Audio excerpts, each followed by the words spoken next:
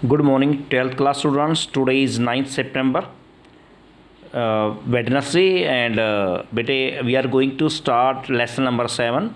Okay, lesson number 6 मैं आपको जब आप स्कूल में आएंगे तो स्कूल में, क्योंकि ये कुछ ऐसा लेसन है कि जो आपके ब्लैक बोर्ड पे ही जो है यहाँ समझाया जाएगा, आमने सामने होंगे तो अच्छे समझ में आएगा। तो लेसन नंबर 7 जो है मैं आपको करवा रहा हूँ और बहुत ही ईजी लेसन है बेटे। इसमें से भी आपका 10 से 15 मार्क्स का जो है आता है बोर्ड एग्ज़ाम में, तो बहुत ही ईजी लेसन है, ध्यान से आप सुने इसको।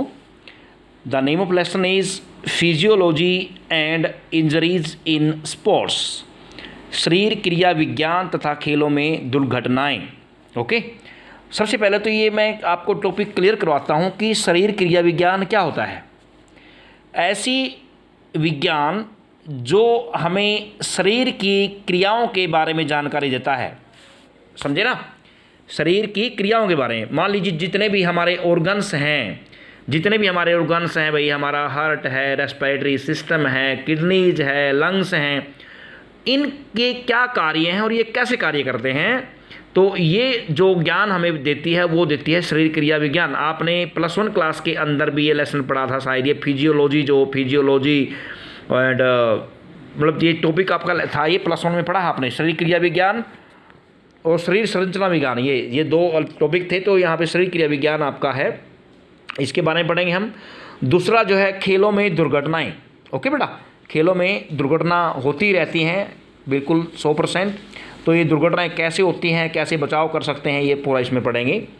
तो पहले आपको पता है कि हमारे जो शारीरिक पुष्टि हैं, फिजिकल फिटनेस के जो फैक्टर होते हैं, हमने +1 क्लास में पढ़े थे, 5 होते हैं वो, समझे ना, कौन कौन सी? Strength, endurance, speed, flexibility and coordination abilities. Okay, ये 5 हमने पढ़े थे।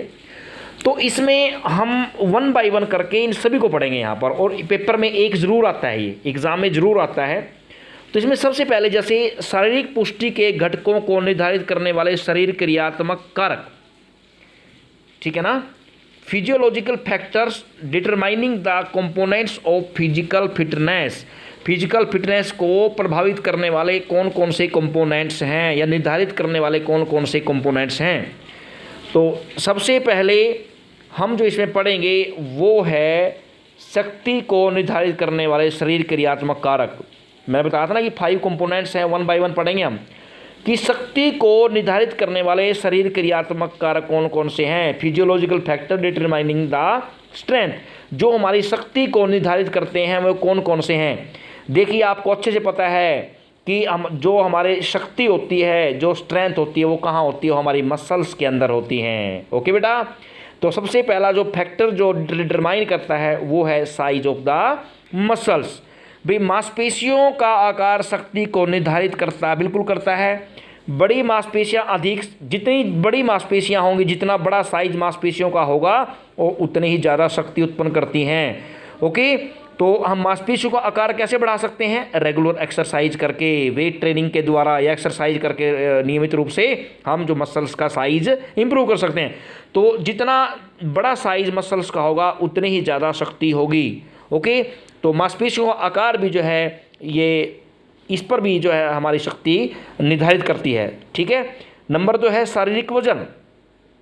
भारी व्यक्ति हल्के व्यक्तियों से ज़्यादा ताकतवर होते हैं, बिल्कुल 100%, कि जो हमारे शरीर का वजन है इस पर भी हमारी शक्ति निर्धारित करती है। जो व्यक्ति दुबले पतले होते हैं उनमें शक्ति कम होती है, और जो व्यक्ति हष्ट पुष्ट होते हैं, जो हेल्दी होते हैं, जिनमें भारी वजन होता है, उनमें ताकत ज़्यादा होती है। इसलिए हम जो आपने देखा होगा, जो कुश्ती करने वाले होते हैं, वेट लिफ्टर होते हैं, ओके, ये जो है ज़्यादा भारी व्यक्ति होते हैं, हेल्दी व्यक्ति होते हैं, वही इनमें पार्टिसिपेट करते हैं, क्योंकि शक्ति ज़्यादा होती है। जिस व्यक्ति के शरीर का वजन ज़्यादा होता है उसमें शक्ति ज़्यादा होती है। दूसरा जो एक कारक है वो है शारीरिक वजन। तीसरा है मांसपेशीय संरचना। देखिए, मसल्स कंपोजिशन होता है भाई, 2 प्रकार की मसल होती हैं, एक तो स्लो ट्विच होती हैं, एक होती है फास्ट ट्विच। ठीक है, ये ध्यान रखें, पेपर में आने वाली चीज़ है।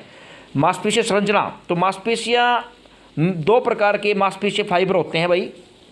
एक तो होता है फास्ट ट्विच फाइबर, जो सफ़ेद, जिनको कहते हैं सफ़ेद फाइबर होते हैं, सफ़ेद होते हैं, और स्लो ट्विच फाइबर होते हैं, ये होते हैं रेड, जिनको हम फास्ट ट्विच तथा स्लो ट्विच जो फाइबर की प्रतिशत मात्रा आनुवंशिकता पर आधारित होती है, ये हेरिडिटरी होती है। अगर माँ बाप में किसी के माँ बाप में जो स्लो ट्विच फाइबर्स हैं तो उनमें स्लो आने की संभावना होती है, फास्ट हैं तो। और कलर ध्यान रखें, स्लो ट्विच फाइबर होते हैं जो उनका जो रेड होता है कलर, और जो फास्ट होते हैं उनका कलर वाइट होता है। ये ध्यान रखें आप, 1 मार्क में आ सकता है। उसके बाद इससे प्रशिक्षण के द्वारा बदला नहीं जा सकता। जो स्लो ट्विच फाइबर हैं और फास्ट ट्विच फाइबर हैं, we can't change with training के द्वारा इनको बदला नहीं जा सकता। तो जिन मांसपेशियों में अधिक फास्ट ट्विच फाइबर होते हैं वे अधिक शक्ति उत्पन्न करते हैं। बिल्कुल, जिन मांसपेशियों में फास्ट ट्विच फाइबर होते हैं वो ज़्यादा शक्ति उत्पन्न करते हैं, और जो जिन मांसपेशियों में स्लो ट्विच फाइबर हैं वो उनमें शक्ति कम होगी। ये चीज़ भी आप ध्यान रखें, वेरी इंपॉर्टेंट टॉपिक बेटा, इनमें से आता है। नंबर 4 जो एक कारक है जो शक्ति को निर्धारित करता है वो है इंटेंसिटी ऑफ नर्व इम्पल्स, तंत्रिका आवेग की प्रबलता। मांसपेशियां बहुत सी गामक इकाइयों से मिलकर बनती हैं। मांसपेशियों की कुल शक्ति इसमें उपस्थित गामक इकाइयों की संख्या पर निर्भर करती है। जब कभी केंद्रीय स्नायु तंत्र, सेंट्रल नर्वस सिस्टम बोलते हैं, से आने वाली अधिक तीव्र तंत्रिका आवेग अधिक संख्या में गामक इकाइयों को उद्दीप्त करता है तो मांसपेशियां अधिक बलपूर्वक संकुचित होती हैं। अर्थात यह भी कहा जा सकता है कि मांसपेशियां अधिक बल अथवा शक्ति उत्पन्न करती है, अतः तंत्रिका आवेग की प्रबलता भी शक्ति की मात्रा को निर्धारित करती है। जो हमारा सेंट्रल नर्वस सिस्टम जितनी स्पीड से हमें मैसेज देगा हमारे माइंड को, उतनी ही ज़्यादा शक्ति का विकास होगा, समझे ना। और जितना स्लोली हमें मैसेज देगा वो हमारा CNS, तो उतना ही शक्ति कम होगी। तो ये 4 थे जो है, इनको आप ध्यान रखें कि शक्ति को निर्धारित करने वाले 4 कारक हैं। मांसपेशियों का आकार, शरीर का वजन, मांसपेशियों की संरचना, स्लो ट्विच फाइबर और फास्ट ट्विच फाइबर क्या होता है ना, कलर क्या होता है ध्यान रखें, और तंत्रिका आवेग की प्रबलता, intensity of nerve impulse. Okay, number 2 पे हम आज का टॉपिक पढ़ेंगे, लास्ट टॉपिक आज के लिए, कि गति को निर्धारित करने वाले शरीर क्रियात्मक कारक। पहले हमने शक्ति को निर्धारित करने वाले 4 पढ़े हैं, अब है गति को। स्नायु संस्थान की गतिशीलता, ये पहला फैक्टर है, physiological factor determining the speed. Mobility of nervous system, हमारी मांसपेशियां अधिक संभावित दर पर सिकुड़ती तथा फैलती हैं, बिल्कुल। इसे स्नायु संस्थान की गतिशीलता कहा जाता है। स्नायु संस्थान की गतिशीलता को एक सीमा तक प्रशिक्षित किया जा सकता है, ट्रेनिंग के द्वारा इसको बढ़ाया जा सकता है, कोई सीमा होती है इसकी। यह आनुवंशिक भी हो सकती है। तो मांसपेशियों के तीव्र संकुचन तथा शिथिलता संबंधी गतिज केंद्रकों में तीव्र उद्दीपन तथा परावरोधन या आवेगों को दबाने से संभव हो जाते हैं। जितना हमारे स्नायु संस्थान में गतिशीलता होगी, मोबिलिटी होगी नर्वस सिस्टम के अंदर, उतनी ही ज़्यादा गति होगी। और गतिशीलता कम है तो गति उस व्यक्ति के अंदर कम होगी, कम गति से कार्य करेगा। तीव्र रेशे की अधिक मात्रा, जो हमने आपको पढ़ा था ना कि fast twitch fibre and slow Twitch fibre, जिस व्यक्ति के अंदर फास्ट ट्विच फाइबर ज़्यादा होंगे उसके अंदर गति होगी भाई, ज़्यादा गति होगी, बिल्कुल 100%। ओके, हमारी मसल्स में 2 टाइप्स के वो होते हैं ना फाइबर्स, स्लो ट्विच फाइबर्स और फास्ट ट्विच फाइबर्स। तो जिस व्यक्ति के अंदर फास्ट ट्विच फाइबर ज़्यादा होंगे तो उसके अंदर गति ज़्यादा होगी। ओके, जिन मांसपेशियों में फास्ट ट्विच फाइबर होंगे तो उतनी ही ज़्यादा क्या होगी, इसके अंदर गति ज़्यादा होगी। और पहले ही बताया जा चुका है कि इसे ट्रेनिंग के द्वारा चेंज नहीं कर सकते हम, ये जैसे शरीर में हमारे हेरिडिटरी आगे उसी तरह से उतने ही रहेंगे ये। उसके बाद विस्फोटक शक्ति, जिस व्यक्ति के अंदर एक्सप्लोसिव पावर होगी, विस्फोटक शक्ति ज़्यादा होगी, उतनी ही ज़्यादा उसके अंदर गति होगी। ओके, जिस व्यक्ति के अंदर जितनी ज़्यादा लचक होगी, फ्लेक्सिबिलिटी ज़्यादा होगी, उतनी ही ज़्यादा गति होगी। लचक कम होगी तो गति भी कम होगी। लचक ज़्यादा होगी जिस व्यक्ति के शरीर में, उतनी ही ज़्यादा क्या होगी, गति ज़्यादा होगी। ओके, ATP सोर्स होता है। ATP ये ऊर्जा को, एडिनोसिन ट्राइफॉस्फेट होता है, ये एडिनोसिन, ये इसकी फुल फॉर्म याद करें, एडिनोसिन ट्राइफॉस्फेट। अधिकतम गति निष्पादन हेतु मांसपेशियों को उच्च उपयोग दर पर अधिक मात्रा में ऊर्जा तथा क्रिएटिन फास्फेट की पर्याप्त मात्रा संग्रहित होनी चाहिए। मतलब जिस व्यक्ति में ATP की मात्रा ज़्यादा होगी उतनी ही ज़्यादा गति होगी, और जिसमें एटीपी की मात्रा कम होगी। एटीपी क्या होता है? ये एडिनोसिन ट्राइफॉस्फेट, जो कि हमारे शरीर के अंदर ऊर्जा, इंस्टेंट एनर्जी प्रोवाइड करने वाला ये होता है, जो इसके जितना ज़्यादा होगा उतने ही ज़्यादा गति उसके अंदर होगी।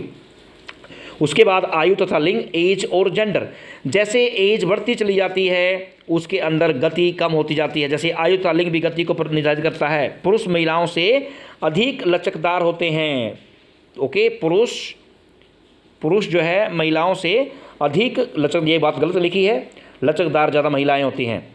गति वैसे पुरुषों में ज़्यादा होती है, परंतु फ्लेक्सिबिलिटी महिलाओं में ज़्यादा होती है। लचक जो है ये प्रशिक्षण के द्वारा बढ़ाई जा सकती है। इसे प्रशिक्षण की सहायता से बढ़ाया जा सकता है। जैसे शक्ति या सहन शक्ति को बढ़ाया जा सकता है, ऐसे ही फ्लेक्सिबिलिटी को भी बढ़ाया जा सकता है। जिस व्यक्ति में फ्लेक्सिबिलिटी ज़्यादा होगी उतनी ही ज़्यादा गति होगी। तो आयु और लिंग में इन्होंने ये कन्फर्म नहीं किया, मैं आपको कन्फर्म कर देता हूँ। जितनी कम एज होती है उतनी ही ज़्यादा व्यक्ति के अंदर गति होती है, और जितनी आयु बढ़ती चली जाती है, मान लो कि 30-40 के बाद जो है वो व्यक्ति के अंदर गति की कमी हो जाती है। और लिंग में आ जाए तो जो महिलाएं हैं, महिलाओं के अंदर पुरुषों से कम गति होती है, पुरुषों में ज़्यादा गति होती है। बट फ्लेक्सिबिलिटी का मैटर इसने ये दिया है, यहाँ पर गलत दिया है। फ्लेक्सिबिलिटी जो है महिलाओं में ज़्यादा होती है। तो बेटे आज के लिए आपने ये 2 ही फैक्टर लर्न करने हैं। एक तो शक्ति को निर्धारित करने वाले शरीर क्रियात्मक कारक और गति को निर्धारित करने वाले शरीर क्रियात्मक कारक। इन 5 हैं, इन 5 में से लिखवा लो मेरे से कि 100% आना है। तो इनको अच्छे से लर्न करें और नोट्स बनाएं इसके। Thank you, have a nice day.